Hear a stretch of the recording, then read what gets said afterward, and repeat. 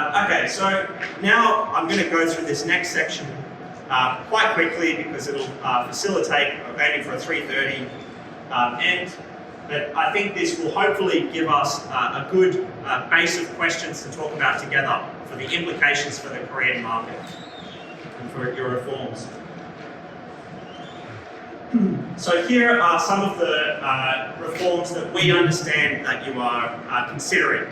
So we don't have a sophisticated understanding of the Korean market, but we understand that these are some of the things that you're considering. So a real-time market to complement the day-ahead market. We think the day-ahead market is great, we should keep that. Introducing a optimized market for ancillary services. We talked about that this morning with the trapezium and the FCAS. Moving to zonal pricing.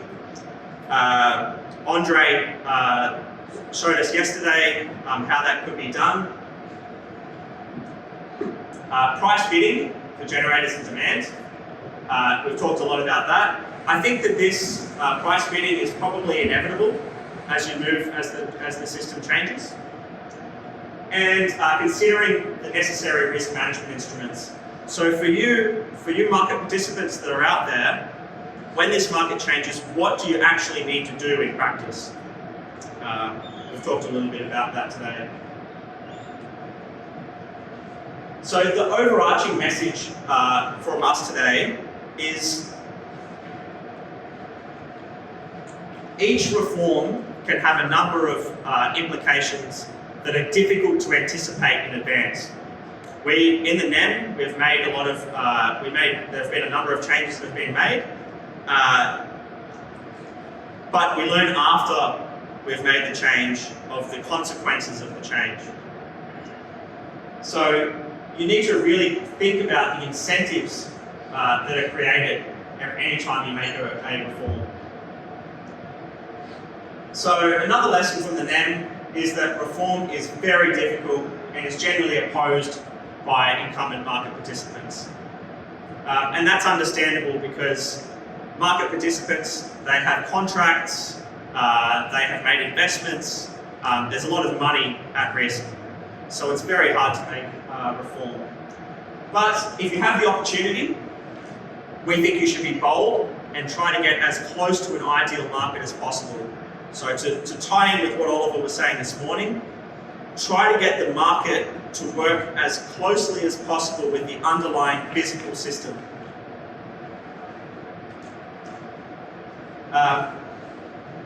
What I would like to do now is talk a little bit about pricing. It's a little bit distorted, this cube here, but I think that this idea of a cube is a useful metaphor for thinking about getting to efficient dispatch pricing and ahead pricing. So a lot of the things that we've talked about today are about getting pricing that is more consistent, that is more granular, and reflects the underlying physical constraints of the system. We want to try to get better locational signals with more pricing zones, better time signals by moving from 15-minute to 5-minute pricing, and more efficient unit commitment decisions and more information by combining a day-ahead and a real-time market. So I like the idea of a cube, and it'll become clear as I step through the next few slides what this cube sort of represents. But that's the efficient pricing cube just as a way of thinking through this. So we've talked a lot about this. Real-time market will increase efficiency by providing sharper price signals. Combined with the day-ahead market, it provides pro-competitive incentives for generators, just like with forward contracting. The same thing happens day ahead. Once you've sold your capacity day ahead, you don't have an incentive to push up the price anymore. So that's great. So you should get less volatile prices on average. It also gives participants much greater information if you have a market ahead. As we talked about earlier with storage, it creates a stronger incentive for renewable generators to give better forecasts to the market operator. What we've found in the NEM is that often the individual wind farm or solar farm can get better forecasts about their plant than AEMO can. There's equipment that they can install at their plant to try to get better information. So if you have day-ahead market, you're going to get much better information there. It's very important for storage as well. So if you know the price tomorrow, you can manage your storage in a way that is more in line with what the system needs. Demand response is much better with a day-ahead market because demand response in a real-time market is very difficult to do. If you have 1 day in advance, perhaps the factory can shut down with 1 day in advance and so on. So day ahead gives you better outcomes there. And it'll be important when you think about contracts, they need to be written against the day ahead price. As this where most of the energy is traded, then your real-time market's more of a balancing market. What are the implications of changes to ancillary services? Well, co-optimizing FCAS and energy should improve economic efficiency. A generator is going to be thinking about the price of FCAS and the price of energy anyway, because that's the opportunity cost for them with their capacity. So if they're thinking about it, then the market operator should put it into dispatch to be co-optimized. FCAS cost recovery should provide the right signals to correct frequency deviations. Now in the NEM we don't do that very well. There are better ways that you can do it. Oliver spoke about that earlier. Zonal pricing.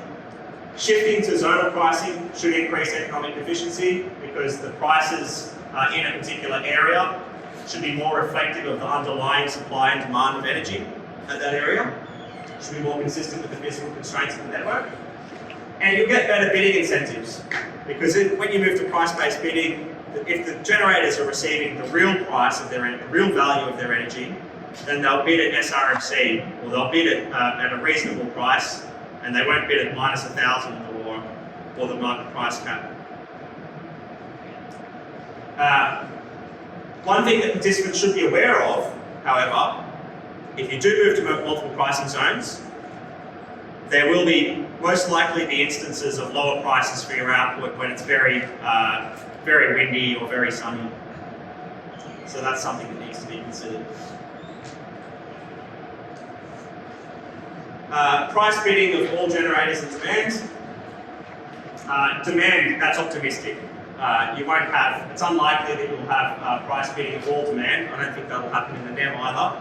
But price bidding for generators is a good idea.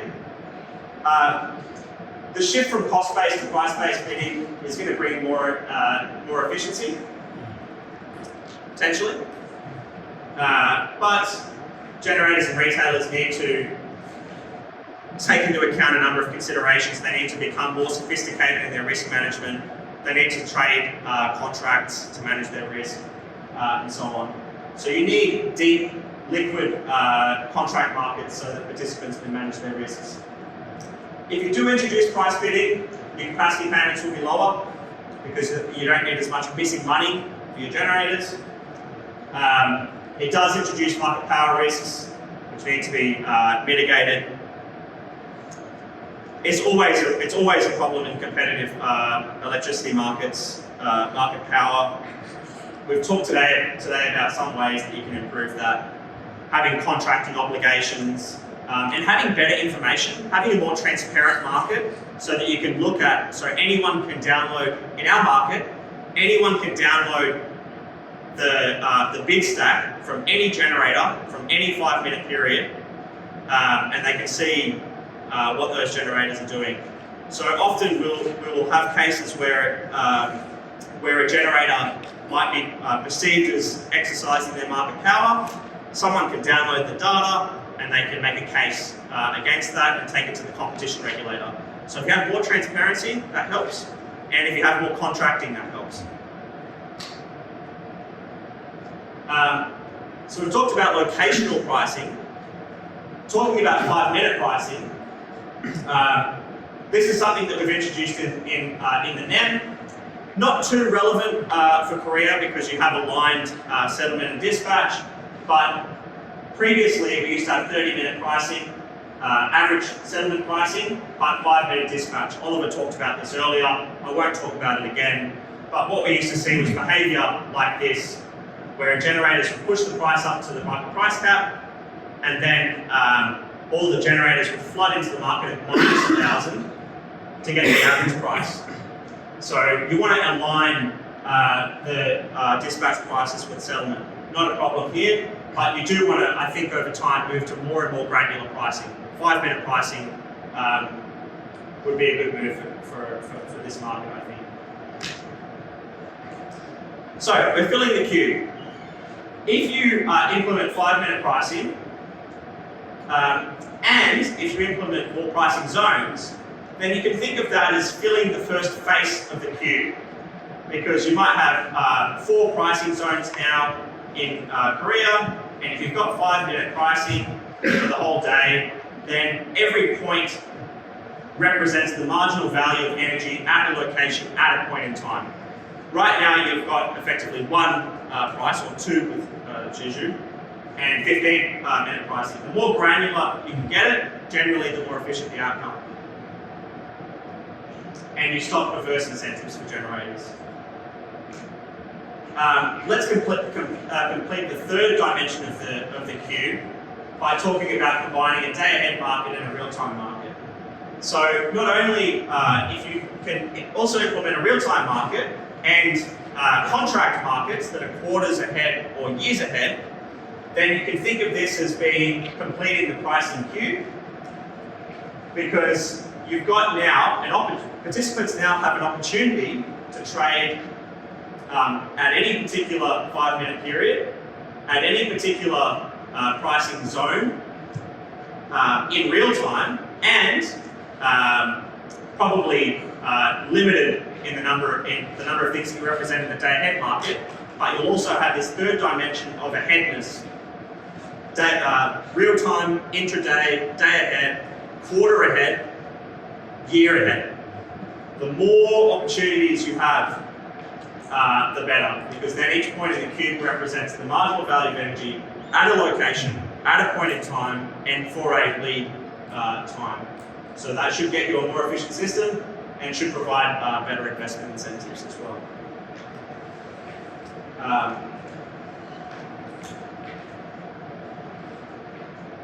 The last thing that I just want to quickly talk about, and we need to finish because it's 3:30, is, we've talked about this already, but set your market price caps sufficiently high. I know that governments don't like having high market price caps because they think higher price caps means higher retail prices. It can actually be the opposite. The higher the price cap, the more efficient market you can have. Over time, that results in lower retail prices potentially. So ours is set at $15,000. I won't explain why. We can talk about it later if you like. But these prices are set by balancing the value that consumers place on reliability against the cost of new entry of a new gas peaker, for example, or a battery. We also have the lower price cap that applies in extreme circumstances. That was $300. It was increased to $600.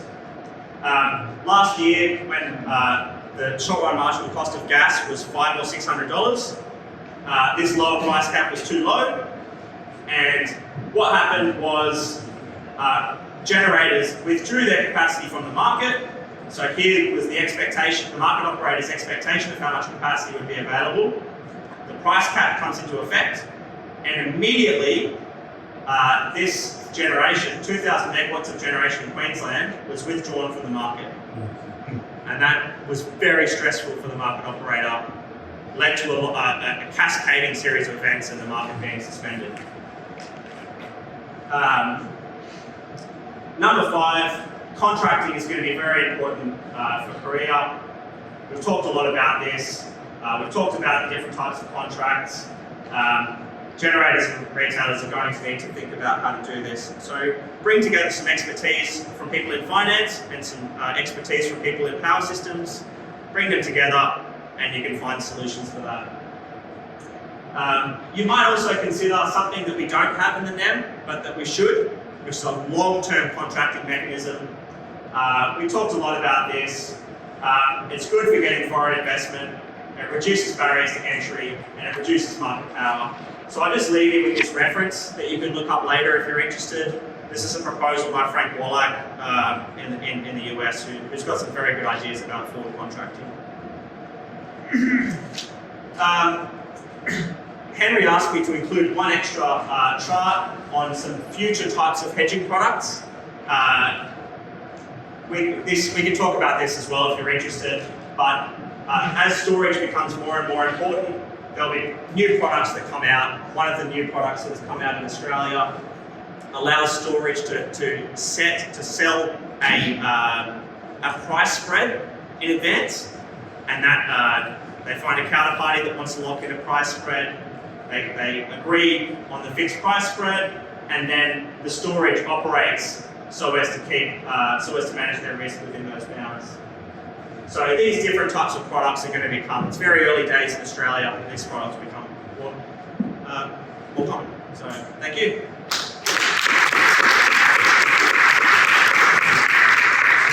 전에 한 가지만 안내를 드리면은 제가 이거를 한 2번 읽어봤거든요. 교재는 꽤 좋아요.